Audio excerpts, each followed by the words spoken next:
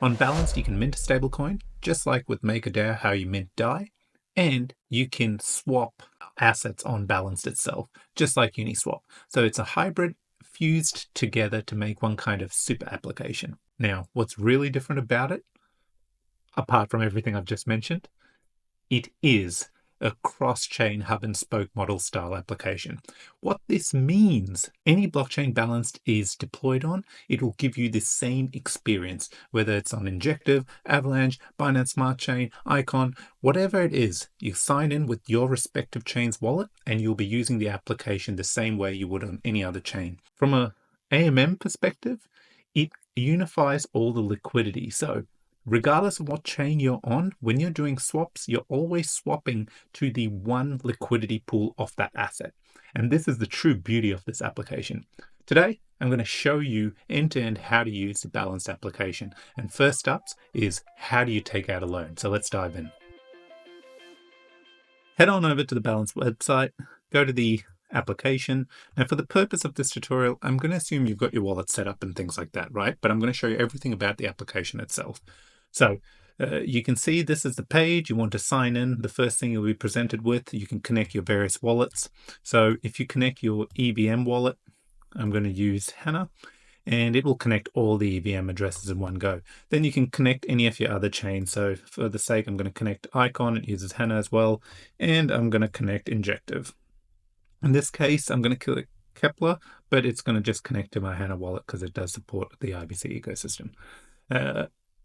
Here we are. Now I'm connected to everything, and the next thing you're looking at is the home screen. You got the trade screen, you got the vote screen. I'm going to just cover the home and trade screen in this tutorial. So in the home, this is where you take out your stablecoin. This is where you take out a loan with your assets for the stablecoin bnusd. It's an over-collateralized loan, just how all the other CDPs work. So over here, the first thing you need to do is deposit the asset you want to take out a loan on. Now, for the loan, the rates are flat rate. You pay 2% interest on any of the assets and an origination fee of 0.2% of the total value of the loan. Still incredibly cheap. You won't find it cheap anywhere else. So let's take a look. I am going to use Injective. I want to borrow some money on, I want to take out a loan, bnusd loan on Injective. I'll pick the Injective token because I've got it connected. It's already connected. And the first thing I'll have to do is click deposit. So over here, you can see I've got 99 Injective. Now I can put all of that in if I want. One thing to remember is make sure you never do that. Leave some for whatever asset it may be for gas. You need some for gas. So in today's tutorial, I'm just gonna supply 50 Injective. Okay. So I'm gonna put that up as collateral and hit deposit. And then I'm going to sign the transaction. Now, while this is happening, just quickly, some of the things you'll notice. Remember, I said it's a hub and spoke. So wherever it's on, it is then sending a message over to Icon. It is then taking out the loan and sending a message back to Injective, and then mints the stablecoin natively on Injective for you to use and do whatever you see fit with it. And we're done. As you can see, I've added now 50. The next thing that's appeared, before I had a bunch of zeros over here, you now have a loan you can borrow, and it's telling me a total value. So let's just go through what this means. I click borrow, and I can borrow the entire amount, but you can see right away, because it's an over-collateralized stablecoin, the way these things work is if you lock up some collateral, you can mint up to a certain amount. If you mint too aggressively, you could be up for liquidation. You want to play your cards straight. Risk is the big part of getting it right here. So you can see if I was being ludicrous, I would go and mint the entire supply that was available to me, but I'm not going to do that. I'm going to scroll this back down and go, okay, let's just put an even Steven 100. I like to play things safe. So what's this telling me now? You can hover over the question mark and it'll tell you, but let me break it down. At what point would my collateral get locked if the Injective price fluctuated? Okay, so at $100, if I borrowed $100, my collateral, the 50 Injective, would get locked where I could not withdraw anything if Injective fell down to $3. And then it would get liquidated if it fell down to $2.35. Now, this is a big deal, right? What that means is if Injective fell from 21 at the moment, as you can see here, to $2.35, my 50 injective would get liquidated to pay off the loan that I've taken on this protocol. Okay. So it's that simple. So you can see over here now, if we adjust, now it'll start to make more sense, right? If I take it up to, I borrow 500, my collateral would get locked at $15 if it went from 21 to 15, right? And if your collateral got locked, two things you can do is either supply more injective, that way it will give you a buffer and your collateral isn't locked, or pay down your loan. That's simple. Okay, so again, for the purpose of this tutorial, I'm going to take this out to 100 and I'm going to hit confirm. Again, the same thing's going to happen. It's going to send a message back and send a message forward. Usually these transactions, injective have block times of 0.6 seconds off a second. It will take probably 20 to, if it's taking too long, maximum 60 seconds. So just be patient through this phase, but that's what's happening in the background. And here we go. So now I have taken a loan. You can see I've got 100 borrowed, and it's got everything's the same as before. And you can see over here I can toggle off and see how much interest I would pay on this loan based on the 2% interest, weekly, daily, however I want to look at it. Okay. Now, one other thing that I should have touched on a little bit earlier is when you're taking out the loan, you picked the asset. It's telling you the blockchain. It'll allow you to pick it on. So these are pickable tabs. And finally, you can take the loan out. If you start on Injective, mint, lock up some collateral, you can mint bnusd on actually any of the connected chains. So I could have gone and minted some bnusd on Arbitrum or any of these chains you see down here. I chose Injective because I just wanted to mint some in Injective. Okay, so that is how you take out a loan. Now to repay it, it's a simple process in reverse, which I'm going to do now and show you. So to pay down the loan, all you do is adjust. You make sure you have the amount in your wallet. I do have it. So I had an extra amount of bnusd to pay down the loan. And so scroll it down, hit confirm, repay, and done. So now my loan's paid off, and you can see though my injective's still deposited. So if you want that back in your wallet, you need to adjust and move it down and confirm it, and that's how it will be then in your wallet. Okay, that's everything to do when it comes to minting. The same applies to any blockchain asset, right? You come in here, you pick the asset. So I'm going to just give you an example now with Avalanche, and this is something to remember, and it's super important as well. Every asset has its own loan on each blockchain, right? So I've taken Injective and I took out a loan.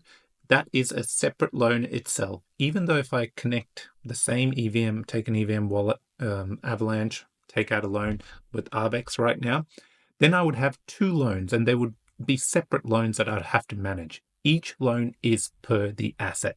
So if you decide to use it across a few chains and borrow mint bnusd with several chains assets, each of them are individual loans that you would have to manage. And the simple way you manage it is just flick through to the asset and it'll pull up the loan like I have over here. So another important factor to remember when you're using balance across many chains. Now let's go to the trade screen. Balance, being a hybrid app, allows you to swap between any of the connected chains natively. So here's a great example of what we could do. We could take Injective from Injective, and I could swap it for BTC, but I could get BTC on Arbitrum or BNB. Now, how would this work is on Arbitrum, you get WBTC. On Binance Smart Chain, you get BTCB. It's all combined in the same liquidity pool, so you're getting efficiencies from the liquidity by having multiple assets that are the same on various chains paired into the same LP. So in this case, here we go. I'll do this, and I will pair it with BTC on Injective, and I'll say 5. And let's get some BTC on Arbitrum, sorry. And I'll hit swap. And you can see 5 Injective includes a fee. You also pay, there's a small transfer fee, cross-chain transfer fee. It's tiny. And there you have it. Now I've swapped Injective natively on Injective, and I have gotten BTC, WBTC on Arbitrum. And then I can go and do whatever I want. But as you can see, the trade function acts as a way for you to swap between assets on different chains. So any asset, any chain we support natively, the asset is supported by balance.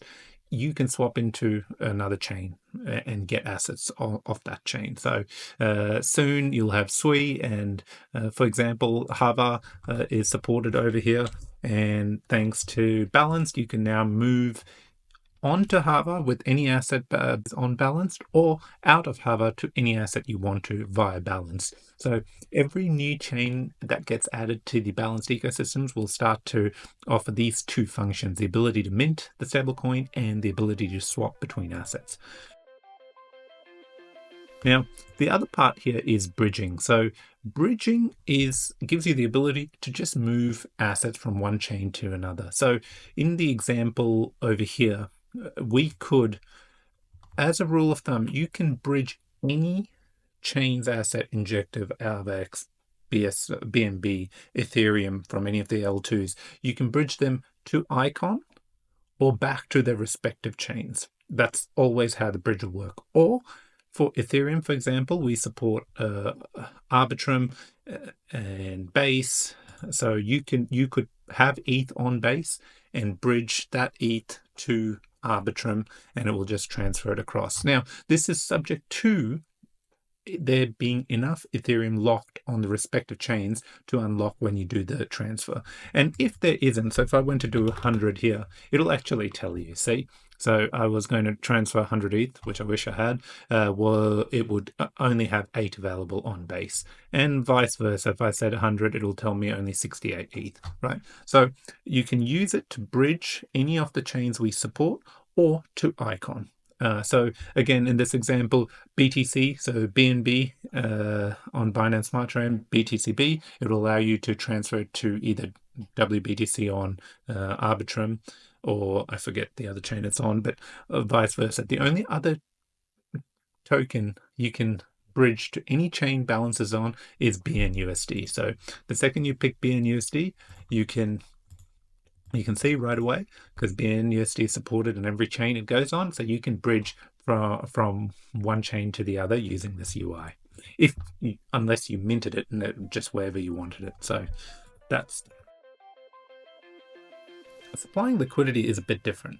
Okay, so instead of just how you've been using the application, if you wanted to take part in some of these higher APRs, you do need to jump through a bigger hurdle to supply liquidity. And that hurdle is simply you need an Icon wallet. Okay, now for the purpose of this tutorial, I have been using Hana wallet. It is a multi-chain wallet. A simple solution here is any wallet in the Cosmos space or EVM space. If you have a seed phrase, you install Hana, you import it. It'll import the same wallets and add on the Icon wallet to that seed phrase. And any potential chain Hana supports, it will be tagged to that seed phrase. Don't mean to plug it, but that is the simplest solution if you want to supply liquidity to take advantage of the higher APRs that you can get right now. So in this example, I'm going to now show you how you do that, right? So the first thing, the reason why you need an Icon wallet is you have to supply the liquidity via Icon. Now, in the case of any of these assets, when you're connected, you would go to the Bridge tab.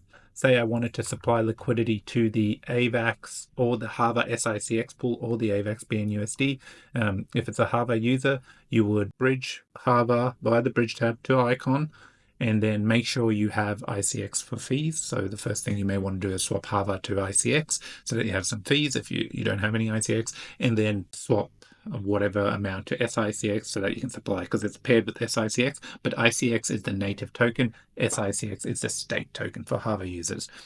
For Avalanche, you just bridge AVAX to Icon, and again, making sure you have ICX for fees, and then you would need BNUSD on Icon, and then you can supply the asset. So in this example, I bridged one AVAX to Icon. You can tell that even if I quickly shuffle it over, you can see I have on Icon, I have one AVAX. Now, if I go to the supply section and instead of SICX put bnusd, because there's no SICX pool for ARVEX. Okay, so here, and then I hit supply, and you send the ARVEX, authorize, you can hit send, again, authorize, and then when these two have been sent, then you have to hit a final third supply button, and we will authorize it here. Once that's done, you can see I've supplied a little bit to it. Final piece then, once you've supplied, if you want the APRs, then you've got to stake your LP as well. So do not forget this step. You go adjust stake, confirm, and stake. And then it should show you a bit of your APR that you will get. There we go. Cool.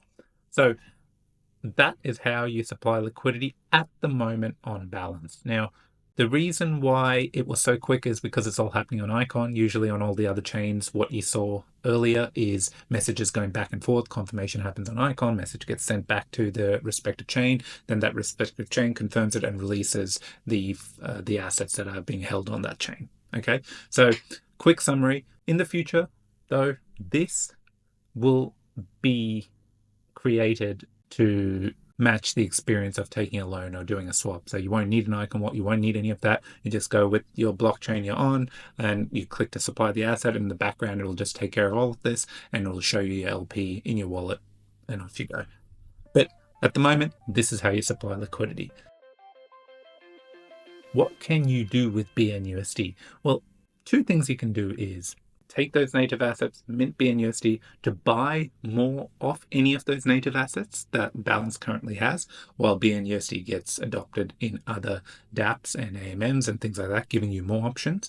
And two, you can mint a 2% interest rate and actually just head on over to, again, this particular feature is only available on Icon, so you could take Injective, mint it on Icon, and then come over here. As long as you have bnusd on Icon, it will bring up this deposit bnusd, and you get 14% APR. So I could deposit this $93, confirm, and a savings rate. So imagine bank account where you get a savings rate. At the moment, there's a 14% APR.